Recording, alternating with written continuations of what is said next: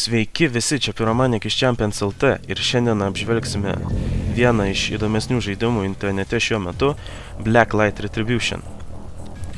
Taigi, šis žaidimas nėra naujas, bet šiuo metu yra labai geras, palyginus su kitom pirmo asmens šaudyklėm, turiu galvoj online stiliaus.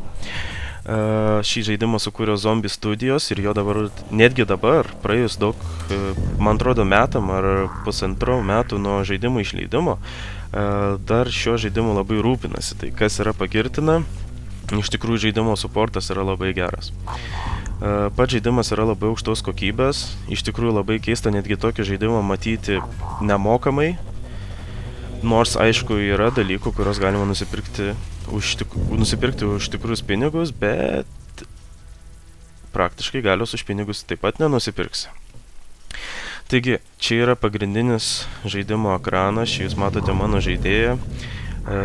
Galite susikurti savo logotipą, pagal ką jūs atpažins žmonės, yra jūsų userneimas ir štai matote savo profilinio meniu. Galima draugus turėti, eiti į partį, klanus, pašte. Jūs gaunate dažniausiai daiktus, kas kiekvieną lygį, kai pasikeliate, ir ten būna daiktai, kurie jums padeda toliau keltis lygį. Tai gali būti kokios nors ginklų dalis, arba šiaip kokie nors priedai, arba kaip būstai, pinigų būstai. Taip pat yra misijos, tai tiksliau misijos veikia kaip achievementai. Pavyzdžiui, štai Contract Killer. Vienas achievementas yra, man dar trūksta 467 kilų, kad aš gaučiau Mission Chance Pack.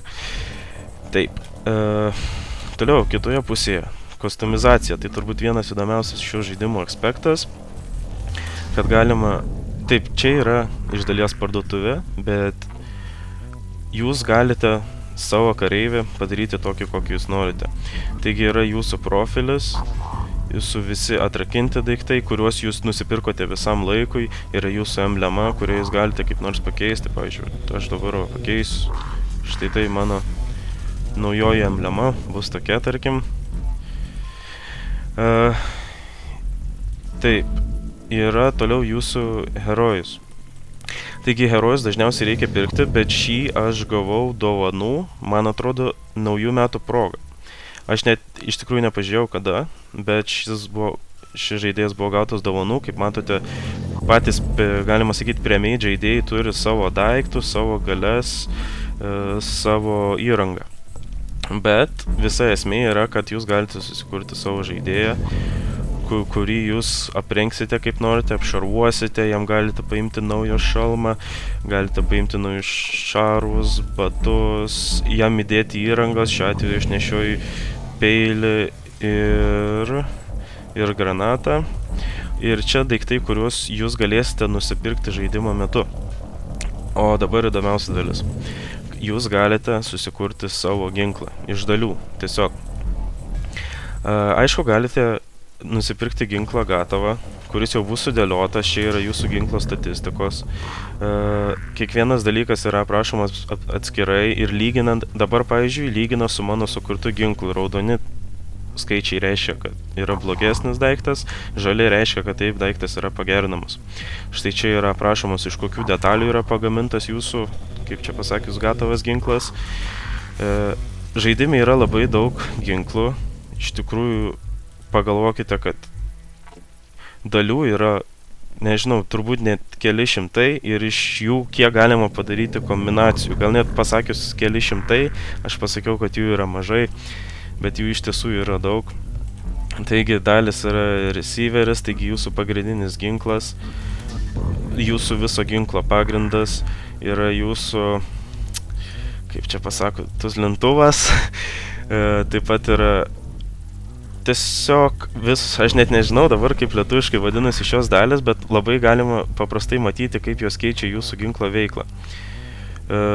Galima padaryti, kad priartintų daugiau, galima padaryti, kad greičiau užsitaisytų, galima pagaminti ginklą, kuris šaudytų gal kas pusę minutės, bet užmuštų žmogų iš karto, gal netgi 3. Ir tai būna. Ir kai kuriuos daiktus jūs galite nusipirkti tik tai turint atitinkamą lygį, kurio šiuo metu neturiu, aš esu 13 lygio. Taip pat yra kulkos, kurias galite nusipirkti ugninės, su nuodais, su elektrošoku, aišku, galite pasidaryti, kad ir daugiau kulkų turėtumėt, bet su šia problema aš dar nesu susidūręs, nes man kulkos nesibaigė, nes šitam žaidimui pakankamai dažnai gali numirti ir jums kulkos atsistato. Štai ir jūsų skaupai. Man labiausiai patinka standartinės, nežinau kodėl, tiesiog man nepatinka visi tie nauji. Jūsų ramstis arba laikiklis, kaip jūs norite, taip vadinkit, nepagadinsit. Ir weapon tagas, tai tiesiog daiktas, kurį galite dėti ant bet kokio daikto, bet jums prideda bonusų visokių. Ir camouflažas, tai šiuo metu turiu vienintelį, bet camouflažas labai daug naudos neatneša, bet aišku, jūsų ginklas nuo to gali atrodyti kiečiau. Taip pat yra pistoletai, kuriuos aš irgi pats šiuo metu esu pasidaręs. Dabar apie pačių daiktų pirkimą.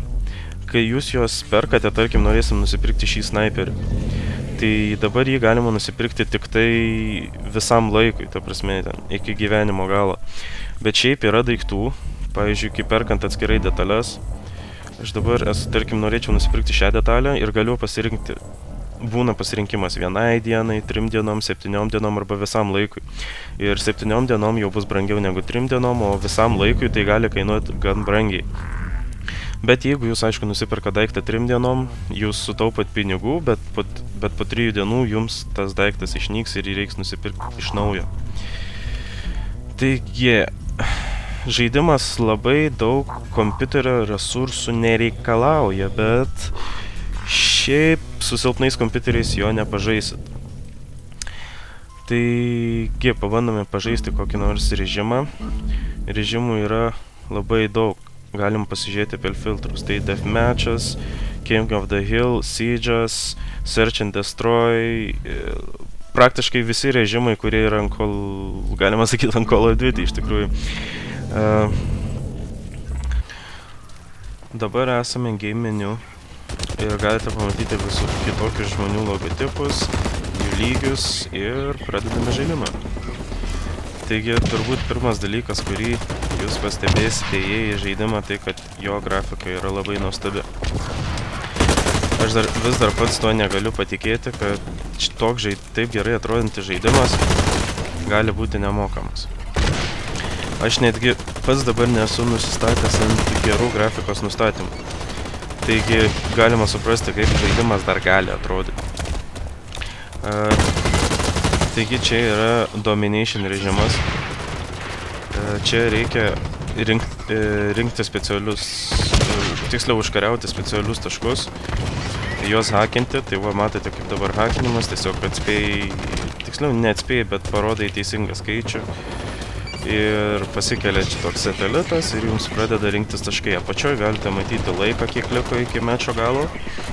Taip pat galite matyti mūsų taškus. Aš esu mėlynojo komandoje ir šiuo metu mes gan stipriai pralošėm. Bet aš žaidžiu ne nuo pradžių, tai nieko nuostabaus ir iš tikrųjų žaisti ir kalbėti vienu metu yra gan sunku. Taigi, kaip ir sakiau, žaidimų režimų yra labai daug, bet šitas mano manimu yra įdomiausias. Tiesiog nežinau, man kažkaip jis labiausiai limpa.